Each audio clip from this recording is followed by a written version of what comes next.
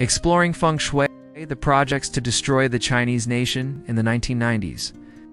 Two large-scale engineering projects were launched in mainland China, namely the South to North Water Diversion Project and the Three Gorges Project, both of which are considered as grand projects on a global level.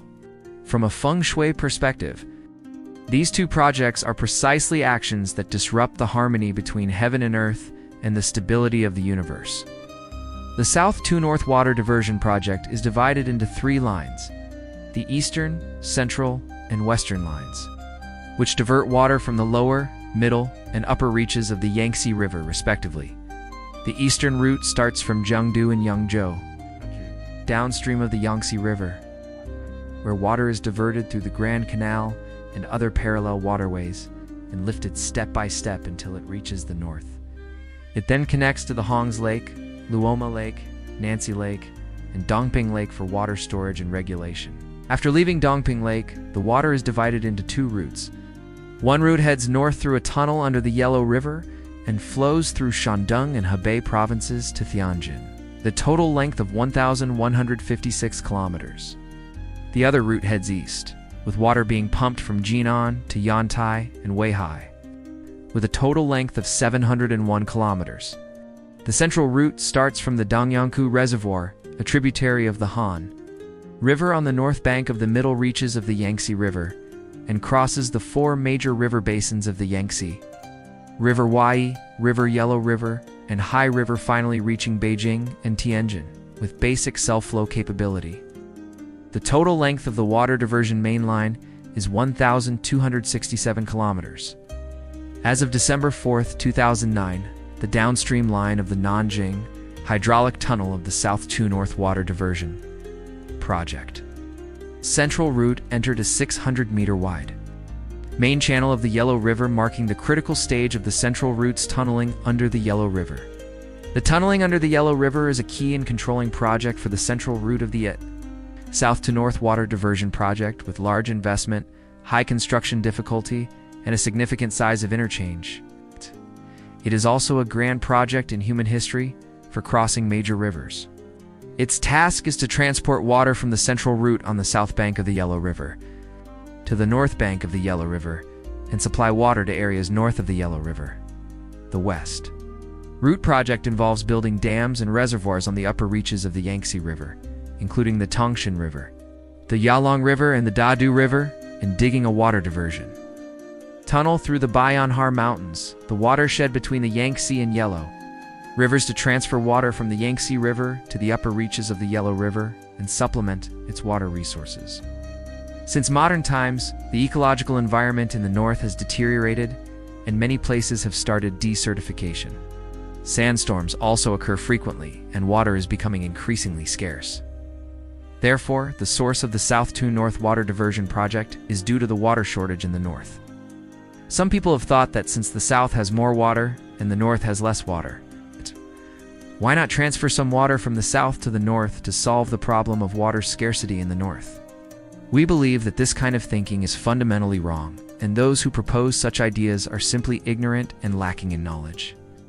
Everyone knows that to solve a problem, one must first understand the root cause of the problem and then apply the appropriate solution.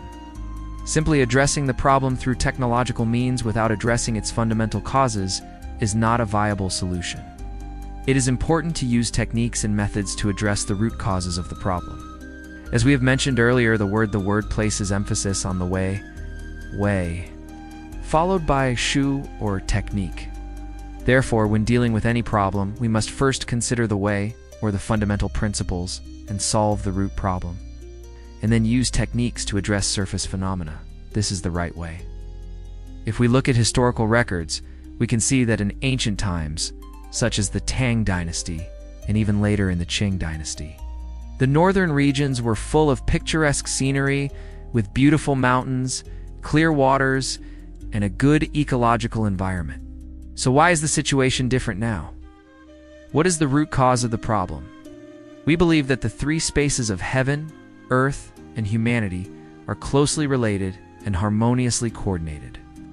Just like the three levels of a spinning wheel, according to ancient theories, they are heaven, earth, and humanity as one. The three spaces are integrated, and we can use a spinning wheel to describe this integration with the three spaces as the three levels of the wheel. The key to maintaining this coordinated operation is morality, which is like the driving force of the spinning wheel. If everyone values morality, then naturally heaven, earth, and humanity will be in harmony, and the three spaces will operate with full vitality. However, if people's moral standards decline, then the coordinated operation of the three spaces will be like a machine that has not been lubricated for a long time. It's difficult to turn, and with insufficient power. Therefore, the root cause of the water shortage in the north today is the moral problem of the Chinese people. For example, let's consider the regime, which is supposed to be a service organization for the people. But now it monopolizes resources, snatches profits from the people, and squeezes the living space of the ordinary citizens. Meanwhile, Chinese Communist Party officials are corrupt and greedy, and they compete for power and profit. In such an environment, every unit in mainland China is full of intrigue and selfishness among individuals, which is widely recognized but seems to be unsolvable. Therefore, what needs to be done now is not to use technological means to address environmental problems, but to focus on solving the problem of human nature and morality. What methods can make people be kind-hearted and improve their moral standards? We should adopt and promote these methods, and then use techniques. Then, let's take a look at what the land of China will be like. Some may argue that if you say the decline in people's morality has caused water shortage in the north, then both the north and the south should be experiencing water shortage. However, the south is not experiencing water shortage, so are you wrong? In fact, the problems caused by the decline in morality can manifest in various forms. For example, in the north, it manifests as water shortage, sandstorms, and so on, while in the south, it manifests as other forms, such as water pollution and freezing, etc. Moreover, according to the rate of decline in morality, if it continues for a long time, the south will also experience water shortage and drought. From the perspective of geography and Feng Shui, the land of China is high in the northwest and low in the southeast, with the patterns of mountains and rivers flowing from west to east. When Yu the Great controlled the flood, he also followed this geographical pattern and adopted methods of dredging and diversion to solve the problem of the great flood that had plagued the people of his time. The establishment of the geographic map is also the arrangement of all the spirits of nature. Throughout history, people have known that there are city gods in every corner of China, and every mountain has its own mountain gods and earth gods. In fact, there are also higher-level gods in many places, all of whom are placed according to this geographic map, forming a huge system. To put it in a way that people can understand but not entirely accurate, mountains or cave dwellings are like homes of different advanced life forms. Now you have forcibly overturned someone else's home. Imagine what these higher-level life forms would think. Currently, the South to North Water Diversion Project involves tunneling and excavating through mountains from the south to the north, disrupting the natural geographical flow from west to east. This not only violates the natural order, but also disrupts the placement of the gods. It is going against the will of heaven and earth, and the outcome is clear for all to see. Similar to the South to North Water Transfer Project. This type of engineering not only destroys nature, but also affects the higher spiritual realm. The more critical point is that it plays a role in severing the roots of the Chinese nation, which could lead to the extinction of the entire Chinese nation. The Chinese nation has the saying 100 surnames, such as Zhao, Qian, Sun, Li, Zhou, Wu, Zheng, and Wang. However, in the Xia Shangzhou and Warring States periods, we know that many people had strange names that were not included in the 100 surnames. So why did this situation arise later? From the perspective of geography and Feng Shui, we know that there were Taoist practitioners who, in order to ensure the prosperity and growth of the Chinese nation, laid out the 100 surnames array on the land of China, which is the origin of the various surnames of the Chinese nation. It is thanks to this arrangement that the families and descendants of these surnames were able to flourish and multiply. Throughout Chinese history, there have been many disasters that have threatened the survival of the Chinese nation. But the nation has managed to survive and thrive because of its roots and the continuing growth of its population, which can be attributed in part to the 100 surnames array of Feng Shui. In Feng Shui, there is a saying that mountains govern population and water govern wealth. Population refers to offspring and descendants. If the mountains that govern the offspring and descendants of the Chinese nation are disrupted, one can imagine the consequences that may arise. Nowadays, with the south to north water transfer, China's dragon vein is cut off, the 100 surnames array of the Chinese nation is destroyed, and the roots of the Chinese people's survival and reproduction are endangered. If we, the Chinese nation, do not follow the right path, elevate our minds, we will ultimately face the fate of being uprooted and extinct. The best case scenario may be like that of the Jewish people and the Gypsies, wandering the world and being oppressed, but still preserving some national characteristics, waiting for the opportunity to restore their nation.